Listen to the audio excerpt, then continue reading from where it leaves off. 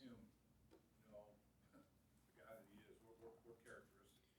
Because he's really strong at every position that he lines up at. Whether it's a stack linebacker, whether it's the right DN, left DN, over the center, moving around, plugging him as a backer.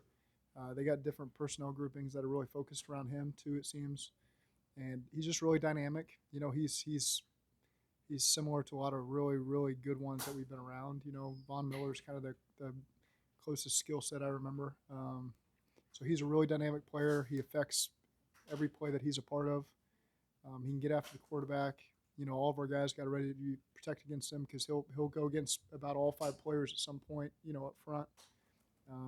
He can really run too. He can run down some runs. He's good in coverage. They got him in man coverage some on some guys. So he's a really versatile player. He's only in his second year, but he's really impressive. It's obvious why he was the defensive rookie of the year because he's that good.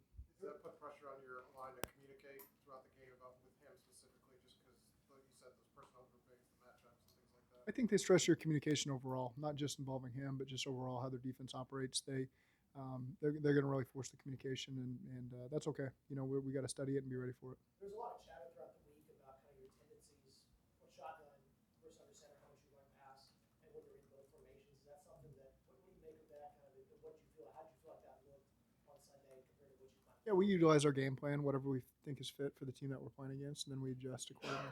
I think there was a. Do you feel like maybe it's a little too tell? Do you feel like it's varied enough when you go through it? When you look at it, throughout the week, what's your overall thoughts on that? Yeah, we're just one game into the season, so we'll continue to adjust as we go. Do you expect T. Higgins to be able to go on Sunday? He's making good progress through the protocol, so I can't 100% predict that today. I just know that he's cleared the hurdles so far that he needs to clear. Is he going to practice at all? He'll do some limited stuff. He won't be in the team action, but he'll be in the routes on air and their group install stuff. Joe talked about starting faster. What can you do as a coaching staff to facilitate that? Is there anything, or is it on the player? Starting faster. Is we had the turnover on the second play of the game, and then we scored on the next possession. So, we just got to be sound as the game gets started and have a good plan in place to help us score on the opening drive. That's always our goal, and that's just something we need to certainly work towards this week. Looking at the game tape again, Minka Fitzpatrick was headhunted pretty well. Yeah. He took his shot on T. He took one on Tyler Boyd. He tried to take one on Jamar in the back and in the head. But at some point, don't you expect a flag somewhere? Those aren't things for me to control. You hope the officiating takes care of it, and that's really all I can do. How much have you seen OJ develop over the last years? OJ since you guys signed him? Say that one time. How much have you seen? Cheeto. Oh, I got you. How much has he developed? He impressed us last training camp when he first got here, and has really been consistent ever since. So, to say that there's been one moment that's impressed me more than the others, that would be untruthful because he hit the ground running. He's a pro's pro. He takes it very seriously. He's a student of the game. He's just really impressive. And I thought he had a great training camp last year and had a great season. I thought he had a really good training camp this year and is off to a really good start. And that's what we expect from Cheeto, and that's just been the standard that he set for himself. Do you believe in the concept of a number one cornerback, or it's important across the board? They all matter, So you start two corners and a nickel, and they all matter. So that's for everybody else to worry about. Who's a number one receiver, who's a number one corner. We know that all of our guys got to be ready to play. What is it about Jamar's football IQ, Zach, that makes him able to pick up different routes? Joe was talking about you. Yeah. I can't even begin to tell you how impressive it is for a guy to go 95 snaps and, the humidity that we dealt with, as the rain came and went, and the humidity, I probably lost 10 pounds out there. I can't imagine what he did.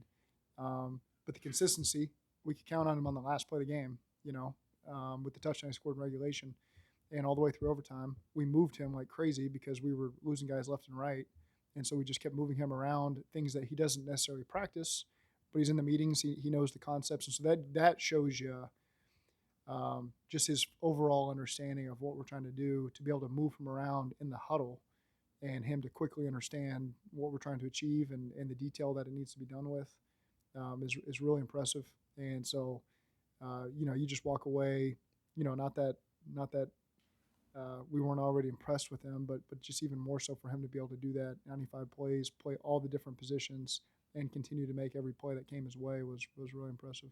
I'm sorry, just to follow up, even for a receiver, would you call his conditioning 95 plays Man. elite? Elite, yeah. No, there is no doubt about that. You don't want to take that for granted. You don't want to ask him to do that every week. Typically we would not want a guy to play 95 snaps, but just losing T, and then with some other guys, Trent had the hamstring coming into the game, so we were trying to limit his usage. Some other guys were in and out just with some short-term stuff, and so he was really had to play every snap, and he didn't. He wasn't a guy that was trying to get out and trying to save. He's that impressive and in really great shape, and that's credit to him. Just out of curiosity. Let me. Someone was asking over here. You moved him out of need, but when he succeeds, Jamar, you moved him out of need, moved him around. Yeah. With him succeeding and doing it, does that open up avenues? Like, do you think, well, maybe we do a little of that when we have everybody around? Well, we have that anyway. There are things that we want to move him around with, but when you got T in there, there's things you want T to do as well. But when he was out, you wanted Jamar to do some of that stuff. So there's a give and take there where we've got other weapons as well that we want to be able to utilize. But Jamar has obviously proven that he can move around and play every position. I also trust that T and TB could do that as well. I know that they can. And so it's just a really impressive group that just understands the whole picture instead of just their details on their particular position. Yeah, you talked about moving Jamar around and putting him in some concepts that he maybe hadn't practiced a whole lot. His game time touchdown at the very end of regulation there, was that a concept he was familiar with, or was that new for him? It wasn't something that we'd really repped that week, but we had done that in the previous. He had specifically been the one that primarily did it. So he's got reps doing that. It wasn't necessarily part of the game plan this week. It was just you have to adapt to some of the leverages and matchups you're getting over the course of the game, and that was one we felt like might give us a chance on the last play. Coach, you talked about Hayden Hurst coming in immediately, blending. I mean, great catch on the sideline, Yeah. fighting for first down, blocking. Did he surprise you how quickly he meshed with the team? No, I think that's a really good tight end room, and he fits in really well with James and Drew and all those guys. So that part doesn't surprise me. I thought he played really physical, and then he did the things like you mentioned in the pass game that were really helpful for us. So, he's obviously a big part of what we're doing. Him and Drew, it's a great combination to have, and so I think that they work really well together, and will continue to do so. Last time we spoke with you, Clark was seeking a second opinion. Yeah. Did he get a second opinion? Is he out for the year? And Yeah. what does this week look like for Cal? Do you implement more special teams portions in practice? Like how do you get him ready to go? Yeah, him and Darren spend a lot of time together, watching the tape, and then he'll get the practice reps. Obviously, I'd say Clark, it's months. I don't want to say the season with 100% guarantee, but it's certainly months. And so we'll just as the season progresses, you'll have to see where it's at. But Cal and Darren will certainly spend a lot of time together and get up to speed. And again, we thought very highly of Cal. Clark just does it at such a level that's difficult to beat out, at this stage. But Cal certainly gave a good run at it, and we feel very confident that we've got a good one there. Joe was kind of saying, I wanted to get the ball to Jamar more this past weekend, but because of the way your guys' offense is structured and all the weapons you have, is there a fine line when you know you've got a guy who's having a day where just he's playing like that for a quarterback to keep the eye on everything else? Is that a hard thing to think about? You worry about targeting too much when you've got a number one? No, because we don't just call a play that's just, hey, this is your one option, and then the play is over. Everything's got progressions built in or pick a side, and Joe does a really good job of understanding a play call may be meant to target Jamar, but it's the way they're playing their defense. It's just that's not the best option at the moment. Let's go somewhere else. And so, and being patient, checking the ball down too. When it's not the ideal look for some of the things that we want to do, and so you just got a lot of trust in Joe that you can call the concepts the way you want to call it, and he's gonna find the best answer for you.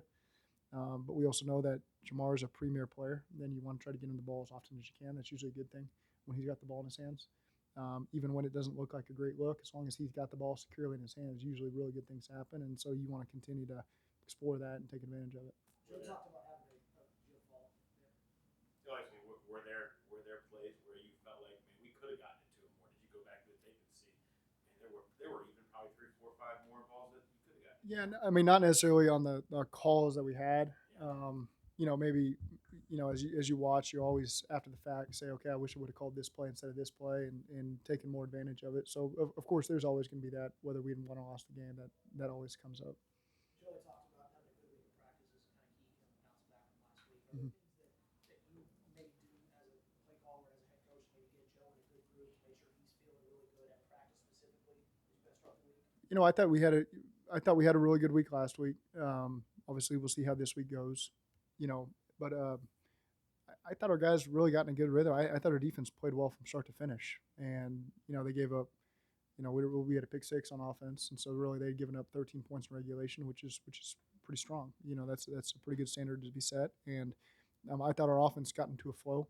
Obviously we had some setbacks with a couple turnovers, but I thought that they really got into a flow and moved the ball a lot. And so again, it's just the consistency of winning the turnover battle. Number one is a big indicator. But I expect our guys to practice well this week, and we'll see how they come out the gates today. What does a good practice for Joe really look like now that you've seen him for 3 years now? A really good practice for Joe. I mean, we never want the ball to hit the ground, certainly. It's different for us. It's Wednesday should be a stressful above the neck day for everybody involved. And so Wednesday, there can be an error or two because it's the first, they just heard it this morning. They'll go out there and try to execute it at practice. Thursday, you want things to be a little sharper. There's also a third down element that comes there where there's a couple new third down thoughts that you got to work through, but the base down stuff should be really sharp on Thursday. And then Friday, you tie everything together and you work on your red zone. And, generally you try to keep a core group of concepts in the red zone and you add a couple new wrinkles for the defense you're going to face. And the guys usually should feel pretty good about the stuff that we asked them to do. So to define it for you, I mean, we want completions. We want the ball on time.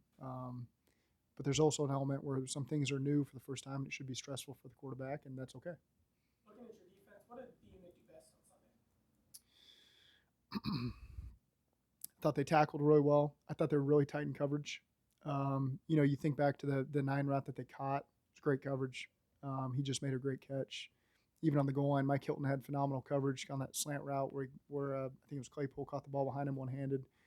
So they made a couple plays, but our guys were really tight in coverage, made it difficult for them, and really gave us a winning performance. We just need to come together as a team and be able to finish that game off.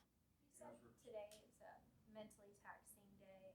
You've obviously coached a lot of good quarterbacks. Is there anything unique about the way that Burrow takes the install and is able to process it in terms of, is he like a visual learner? Is he a notorious note taker? Like what is unique about the way Joe's able to digest everything you give him on Wednesday? I think the way he sees the defense, it's you install it. He's watched a lot of tape, so he can't predict what the install is going to be necessarily. And it becomes a little more taxing in the run game stuff because the quarterbacks they watch it and they're in tune for what pass concepts they like and what they've seen on tape. And then Wednesday morning you present to them the run game, and there's some nuance that comes with that with checked plays and different fronts they're going to see and pressures. And so that generally is the part that they really have to hone in on and lock in on and you spend time on. And Joe does a really good job processing it because he's watched so much tape and has such a good feel for the team that you're playing that he has a very clear understanding of what you're asking him to do. And then you just invest a couple reps to make sure that it's clean. And there's always things that we adjust. As the day goes, we'll adjust some things with formations and criterias and things like that as we watch more tape, we can change, and the quarterbacks have to be ready to adapt to that. You expected a lot of cover 2 in the opener and probably, for the season, but everybody has their little nuances or wrinkles to cover 2. I mean, every cover 2 might be a little different from cover 2. How many wrinkles, how many different things did the Pittsburgh Steelers throw out there than you may have anticipated? Did you have to make a lot of adjustments? You just don't know what the shape of the game's going to look like necessarily. What's going to be the theme of the pressures that you see early in the season? That's generally what you got to get a feel for, so they executed well. They were all in phase together. I don't know if they had many mental errors, but it looked like they were in sync and played fast. Joe used the terms, I think, several times today, defensive structure. How often do you go over defensive structure with him? Like going into a game? Yeah, that's what we do. Yes, that's all we do. I want to focus on, but I guess my point is, Yeah. what what defensive structure means to you, and if there's something about that term that is specific No, to how you break down. I think that's a pretty general term. It's just that he's probably mentioning just all 11 guys. What's the structure of the fronts that we see? What coverage structures do they play? It's not necessarily specifically defining where everyone's going to end up, but you're going to have bodies in areas, and it's just a matter of who they're doing what with, and that's why Joe's good, because he has a great understanding of where people should end up and can see areas better than any of us could do it playing the quarterback position. That's why he does what he does, and we do what we do because he can see it so fast. So you just try to give him the information to work with, and then he can help piece it together once he gets out there on the field, and does a good job communicating with us, on any adjustments we need to make that would help him, and I always appreciate that. Zach, when the offense wasn't too sharp in the first half to start the season, how much more sharp do you expect them to be in this game? Does that kind of hone in the focus on coming out sharper? Sure. Yeah. I mean, we want to score and build leads early, because that allows our defense to play a certain style, where they can pin their ears back and the other team's offense becomes a little more predictable. So anytime we can load up with some points early in the game, it benefits our entirety of our team. And so that's always our goal coming out, is to score early and often, and let the defense play with a 10-point lead, a 13-point lead, a 17, whatever it is. That's a good style of football to play, and our defense is built for that. I mean, we have premier pass rushers. That someone asked me what our defense did well. I mean, they also played the run really well, and that really came from everybody up front and at all areas. So I think we got a really good defense, and when we put them in a position to play with the lead, they're going to be tough to go against. Remember what it was like when you were at Nebraska and there was a game where maybe you didn't feel like you played all that well on a Saturday, what that week was like? What was that like as you got ready for that next week back when you were playing? That was a long time ago, and I always played perfect. So I had plenty of those Saturdays, and you just have to shake it off quickly, and you're always facing a new defense the next week, and so there's a lot of things that change. Sometimes the game plan changes to where it's more run bit, whatever it is. But the important thing is you put it behind you. You don't always play perfect, so you shake it off. You try to clean up any of the mistakes you made, but also emphasize a lot of the positives that happened, and we stress that to our guys as well. And just try to capitalize on whatever momentum we created for ourselves to try to capitalize on the next week. Speaking of Nebraska, Zach, Mhm. ask you, do you have any thoughts, or have you talked to Scott? No, it's hard because Scott always treated me so well. I was a player there when he was a GA at Kansas State, and so he was around. That was a short drive for him. He always went out of his way to be really good to me as a former player. So I always pulled for him, and it's disappointing anytime something like this happens. But pulling for the university as a whole, Mickey Joseph has been great to me too. So now you get to pull for him. So that's just the way it goes. But always pulling for those guys. Coach, is there any intel in like a Cheeto or Lael Collins sharing information about players, maybe tendencies and those things that may prove valuable? You always ask to make sure you've covered those bases. Sometimes it is overblown, but it doesn't hurt to ask, and try to see what they can give up. And maybe they got something that's unbelievably critical to our success. More often than not, that's not the case, But those are always bases you try to cover. Well, you bring up the Jets game from last year as kind of a cautionary tale that second-string quarterbacks in this league are capable of playing really well. Well, he did it against Minnesota last year. He really had a great performance from start to finish. He had a 2-minute drive to win the game. I think he hit Omari down there with 30 seconds left to win the game and give him a lead. And so you've seen him get into a rhythm and be able to do it. You watch all the preseason tape. It's not like he had a lot of throws in each of the games, but he started each of the 3 games, so you get a chance to watch him that way. He's been there for 5 years, really. So he's invested in the system. He's been with Kellen for a long time.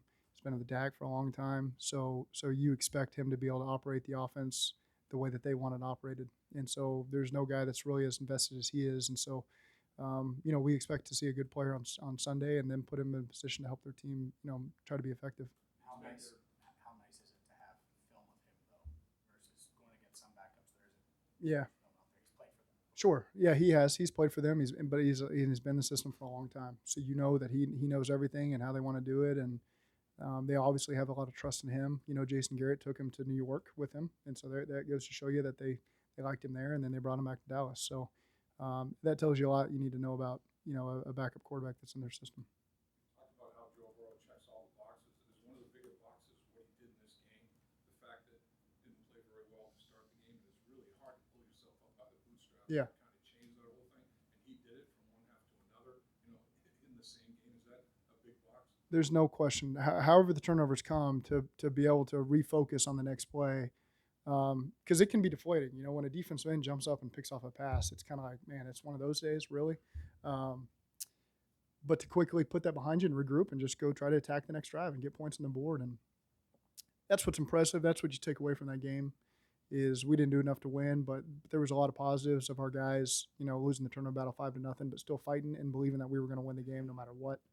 The lessons we learned are we can't lose the turnover despot like that. You know, we got to find a way to create turnovers and protect the ball better. But there's a lot of really positives to take away from that game as we go forward to the next 16. How do you think Mike Thomas did? He played 69 snaps. Obviously, that probably wasn't the plan going in. Right. So he played a ton of snaps. How did you think he did? Well, we know he can play a lot of different roles for us. He's been in the system a long time. Made some catches. Obviously, there's the one he wants to have back in the end zone there. But that's kind of what he's done for us. He's been really solid on special teams. He can play a lot of different roles for us on offense. He brings good speed to the table. So he's dependable for us that way.